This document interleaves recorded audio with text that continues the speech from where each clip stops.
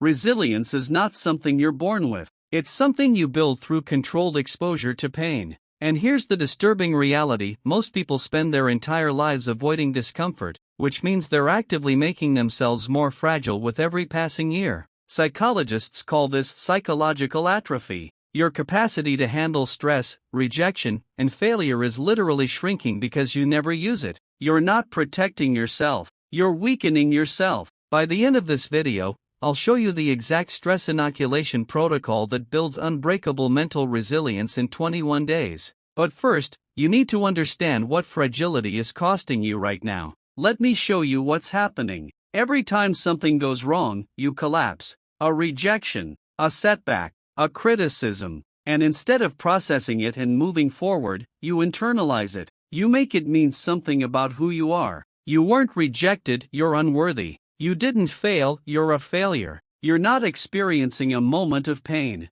You're creating an identity around it, and that identity becomes a cage. Because now you're not just avoiding the thing that hurt you, you're avoiding anything that might hurt you, and avoidance breeds fragility. Here's what nobody tells you about mental toughness. It's not about being emotionless. It's not about suppressing pain or pretending everything is fine. It's about your recovery speed. How fast can you get hit and get back up? How quickly can you process pain and return to action? Fragile people stay down for weeks. Resilient people get up in hours. Unbreakable people get up in minutes. And the difference isn't genetics or luck. It's training. And most people have never trained their mind to handle adversity. They've only trained it to avoid it. Now here's the brutal part. The world doesn't care about your fragility. It will hit you anyway. Loss, failure, betrayal, rejection. These aren't possibilities. They're certainties. And if you haven't built the capacity to withstand them,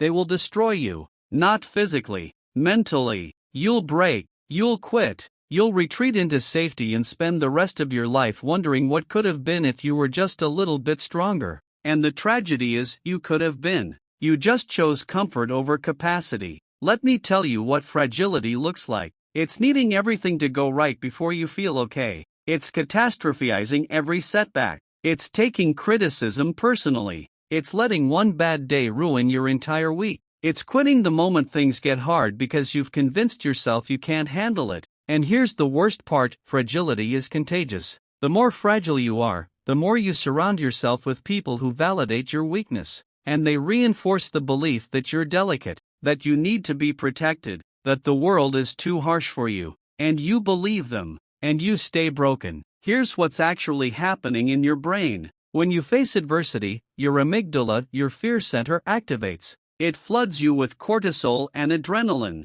That's the stress response. Now, if you avoid the stressor, your brain learns that the threat was real and avoidance was the right move. So next time, the response is even stronger. You've trained your brain to be more sensitive to pain. But if you face the stressor and survive, your brain learns something different. It learns that the threat wasn't as bad as it seemed. And next time, the response is weaker. You've desensitized yourself. This is how you build resilience, through exposure, not avoidance. Now here's the shift that changes everything. Unbreakable people don't avoid pain. They seek it. Not because they're masochistic, because they understand that pain is the price of growth. Every time you face something difficult and come out the other side, you're proving to yourself that you can handle hard things. And that proof becomes your foundation. It becomes the evidence your brain uses to assess future threats. And the more evidence you have, the less threatened you feel. This is how you become unbreakable. You build a catalog of survival.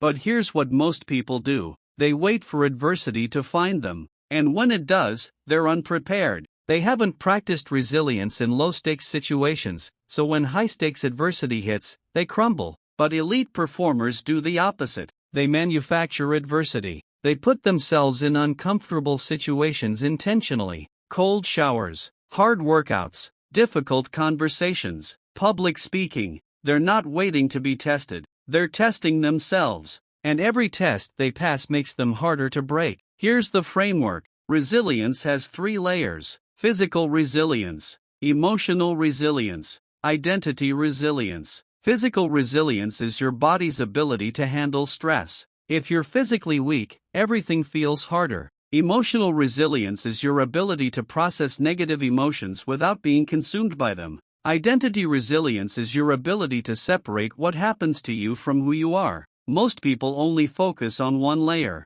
but true unbreakability requires all three, and each layer is trainable. Let me show you what physical resilience actually means. It's not just about being strong. It's about teaching your body that discomfort is temporary and survivable. When you do a cold plunge, your body screams at you to get out. But if you stay, you're teaching your nervous system that panic doesn't equal danger. When you push through the last rep when your muscles are burning, you're training your body to operate beyond perceived limits. This transfers. The person who can sit in an ice bath for 3 minutes can sit through a difficult conversation without breaking, because they've trained their stress response. Now here's emotional resilience. Most people think emotions are things that happen to them, but emotions are just chemical signals, and signals can be observed without being obeyed. When you feel anxiety, you don't have to act anxious. When you feel anger, you don't have to lash out. When you feel sadness, you don't have to collapse. You can feel the emotion fully and still choose your response. That's emotional resilience. It's the gap between stimulus and response, and that gap is where your power lives. But here's the part most people never learn. You build emotional resilience by sitting with discomfort instead of escaping it. Most people feel anxiety and immediately reach for a distraction. Food, scrolling, Netflix, anything to not feel the feeling. But every time you escape, you're teaching your brain that the emotion is dangerous, that it needs to be avoided. So next time, it feels even more intense. But if you sit with it, if you let the anxiety rise and peak and pass without reacting, you teach your brain that emotions are just waves. They come and they go, and you can ride them without drowning. Now let's talk about identity resilience. This is the deepest layer, and it's where most people break, because they've tied their identity to outcomes. I'm successful if I win. I'm valuable if people like me. I'm worthy if I achieve this goal. And when the outcome doesn't happen, their entire sense of self collapses. But unbreakable people have untethered their identity from results. They know who they are regardless of what happens. They're not their achievements. They're not their failures. They're the person who shows up, who tries, who persists. And that identity can't be taken away by external circumstances. Here's how you build identity resilience. You stop deriving your worth from outcomes and start deriving it from process. You're not someone who succeeded. You're someone who tries. You're not someone who's liked. You're someone who shows up authentically. You're not someone who never fails. You're someone who fails and keeps going. When your identity is rooted in action instead of results, nothing can break you, because you control the action. You don't control the results. Now here's where it gets interesting. Unbreakable people have a different relationship with failure. Most people see failure as evidence of inadequacy, but resilient people see it as data. It's not "I failed, therefore I'm a failure." It's "I failed, therefore I learned what doesn't work." The event is the same, but the interpretation is different, and the interpretation determines everything. Because if failure means you're broken, you'll avoid it. But if failure means you're learning, you'll seek it. And seeking failure is how you become unbreakable. Let me give you the neuroscience. Every time you face adversity and survive, your brain releases growth hormones. Literally. Stress, when managed correctly, triggers neurogenesis, the creation of new brain cells. It strengthens the connections in your prefrontal cortex. It makes you smarter, faster, and more resilient. But this only happens if you push through the stress instead of avoiding it. If you quit every time things get hard, you're robbing your brain of the signal it needs to grow. You're staying stagnant, and stagnation is just slow decay. Here's the protocol for building unbreakability. You need deliberate discomfort. Every single day, you do one thing that scares you or challenges you. Not huge things. Small, manageable doses of adversity. A cold shower. A difficult conversation. A workout that pushes your limits. A task you've been avoiding. You're not trying to break yourself. You're trying to stress yourself just enough that your brain has to adapt. And adaptation is growth. Now here's the trap most people fall into. They think resilience means never feeling pain. But that's not resilience. That's numbness. Unbreakable people feel everything. They just don't let feelings dictate their actions. They feel fear and act anyway. They feel doubt and move forward. They feel pain and keep going. The feeling doesn't stop them, because they've trained themselves to function despite discomfort, and that's the real skill. Here's what happens when you don't build resilience. Life will still hit you, but you won't be ready. And when you're not ready, every hit feels catastrophic. You lose a job and spiral into depression. A relationship ends and you lose your sense of self. Someone criticizes you and you question everything.